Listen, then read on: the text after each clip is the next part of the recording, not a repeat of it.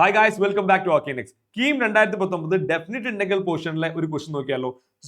Integral 0 to 4π mod sine x d x എത്രയാന്നുള്ളതാണ് question. അപ്പൊ കാണുമ്പോൾ ഒരു ഡിഫിക്കൽട്ട് ക്വസ്റ്റൻ ആണെന്ന് തോന്നും, ബട്ട് ഈസി ആണ്. നമുക്ക് ഡയഗ്രാം വരച്ച് ചെയ്യാൻ എളുപ്പത്തിൽ കിട്ടും. ഓക്കെ, അപ്പൊ ഡെഫിനിറ്റ് ഇന്റഗ്രൽ ഡെഫിനിറ്റ് ഇന്റഗ്രൽ എന്ന് പറഞ്ഞു കഴിഞ്ഞാൽ ഏതാണ്ട് ഏരിയ അണ്ടർ ദ കർവ് ആണല്ലോ. അപ്പൊ ഇവിടെ ഞാൻ സൈൻ എക്സിന്റെ ഗ്രാഫ് ഇവിടെ വരച്ചിട്ടുണ്ട്. 0 to 2π വരെ സൈൻ എക്സിന്റെ ഗ്രാഫ്. ഇവിടെ മോഡ് സൈൻ എക്സ് ആണ് പറഞ്ഞിരിക്കുന്നത്, ബട്ട് സൈൻ എക്സിന്റെ ഗ്രാഫിൽ നിന്ന് നമുക്ക് മോഡ് സൈൻ എക്സിലേക്ക് പോവാം. ഓക്കെ, അപ്പൊ സൈൻ എക്സിന്റെ ഗ്രാഫ് ഇത് വരച്ചിട്ടുണ്ട്. എല്ലാവർക്കും അറിയുന്ന ഗ്രാഫ് തന്നെയാണ് 0 to 2π ഇടയിൽ.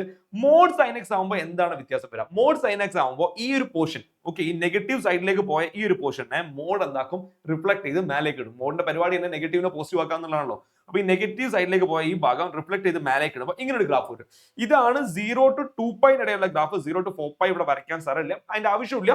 0 to 2π വരെയുള്ളത് കണ്ടുപിടിച്ചിട്ട് അതിന്റെ ഡബിൾ ചെയ്താൽ മതി. അപ്പൊ 4π വരെയുള്ളത് ആയിക്കോളും. ഓക്കെ, അപ്പൊ ഈ ഏരിയ ഇങ്ങനെ കണ്ടുപിടിക്കുന്നതെന്ന് വെച്ചാൽ അതായത് ഈ കംപ്ലീറ്റ് ഏരിയ. അപ്പൊ ആ കംപ്ലീറ്റ് ഏരിയ കിട്ടാൻ വേണ്ടിയിട്ട് 0 to π/2 ഉള്ള ഈ ഏരിയ മാത്രമായിട്ട് നിങ്ങൾ കൺസിഡർ ചെയ്യുക. എപ്പോഴും ഈ ഒരു പോർഷന്റെ ഏരിയ 1 യൂണിറ്റ് ആണ്, 1 യൂണിറ്റ് സ്ക്വയർ ആണ് ഈ പോർഷന്റെ ഏരിയ വരിക. 0 to π/2 വരെ സൈൻ എക്സിന്റെ ഏരിയ. അപ്പൊ ഇത് നിങ്ങൾക്ക് ഇന്റഗ്രേറ്റ് ചെയ്തിട്ട് കണ്ടുപിടിക്കുക. സൈൻ എക്സിന് 0 to π/2 ഇന്റഗ്രേറ്റ് ചെയ്താൽ മതി, നിങ്ങൾക്ക് 1 യൂണിറ്റ് വരും. അപ്പൊ ഇതേപോലത്തെ എത്ര പോർഷൻസ് ഉണ്ടാവും ഈ 2π ഉള്ളിൽ? തീർച്ചയായിട്ടും നിങ്ങൾക്ക് കാണാം 1 2 3 4 പോർഷൻസ് ഉണ്ടാവും 2π ഉള്ളിൽ. അപ്പൊ അത് 4 യൂണിറ്റ് വരും. 4π വരെ പോകുമ്പോൾ ഇതിന്റെ ഡബിൾ ആയിട്ടുള്ള 8 യൂണിറ്റ് വരുന്നതാണ്. Okay, so answer is option D 8.